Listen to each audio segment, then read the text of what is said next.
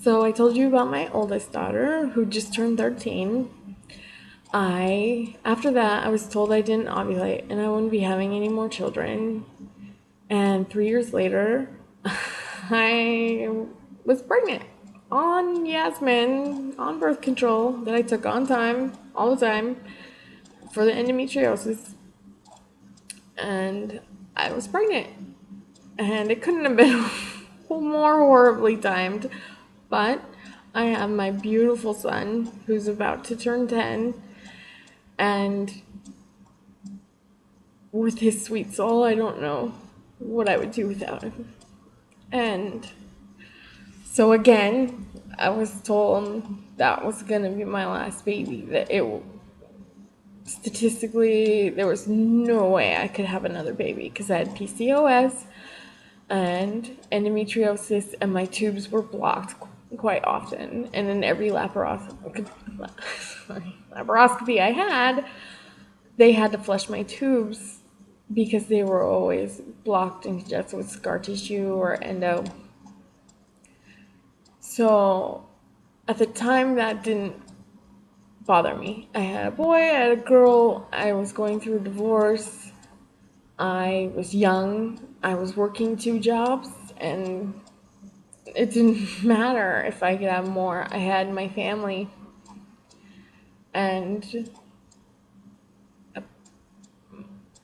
after I had my son, my husband's cousin, he was not my husband at the time, was babysitting my kiddos, and it just worked. So their dad, my husband, we got married about a year later, and he has been my kid's father since Sheridan was 3, Landon was a few months old, and they were his kids, and it didn't bother him that I couldn't give him another child.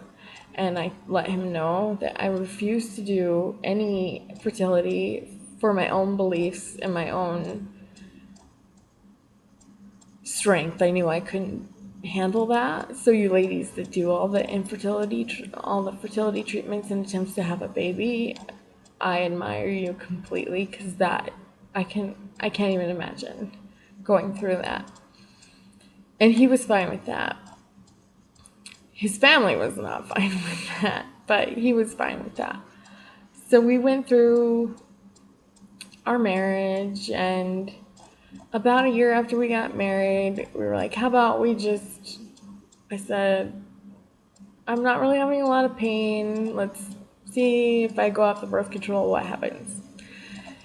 And it was after they did a laparoscopy, cleaned the tubes, and he told me not to count on having that baby.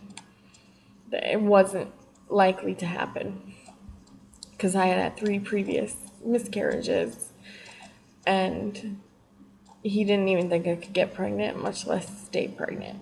Well, Addison is 7, and she is a spitfire, to say the least, and I love her to death. She's everything. But it took 2 months to get pregnant with her, and I didn't even believe the pregnancy. They had to do an ultrasound for me to believe there was a baby. And after her, I was okay for a while, and then I had the laps were getting closer, and then she was about 3, I think. Yeah, just turned 3 when I had my hysterectomy. So after, I just felt this relief to be back after the hysterectomy, be my family, be me, live a normal life. I'm 31 now. In October, I'll be 32. I've had 15 surgeries. I currently have cancer. I have something wrong with my lungs that they're trying to figure out. I am struggling to keep my family together. I am struggling to keep up with school because I want to make a difference in the world, in everyone's world. And I think medical research is just essential. and that so many people don't know to research. They just trust their doctors, and they should be able to, but we have to remember they're just human. I had a stroke a few years ago, and I just, you can't focus on those things. And when people tell you you're too young to go through all these things, it's really kind of a joke. And it's very frustrating, but at this point, I you just have to let it go, as hard as it is, for the good stuff. I got into medical school through chaos, and I kept up with classes so far. I'm on hold now because of the lung issues and because you have to get at least a B in all your classes in the medical field. So I did not want to risk messing that up. My husband is in the military, and that has been a blessing and a curse, but we'll just leave it at that, I think.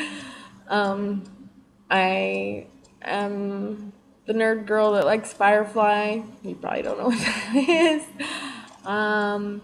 The steampunk is an amazing experience. I don't really know how to explain that. It's like a futuristic of what, let's see. It it's like the 1800s, what they presumed our future to be, and you do a lot of engineering and making these characters, and the people have been amazing, and it's been a whirlwind experience. It is the first group of people I've met that I can say I've only had 2 bad experiences with them, and I've been doing these conventions and been with hundreds of them. They are so kind, and it's really great. And to be able to photograph these amazing things they come up with and help them preserve all these wonderful things that they've made, it's really, really fun. And to just take pictures of families is a blessing. We lost a friend this week. She was in the military, and sorry.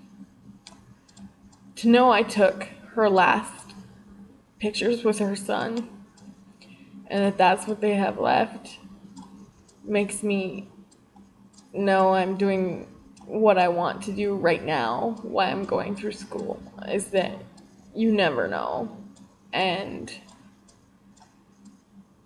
it's haunting to know you can provide something that could be a last memory. And I hope that they can look at the pictures of them laughing and giggling, and that her son and her family can know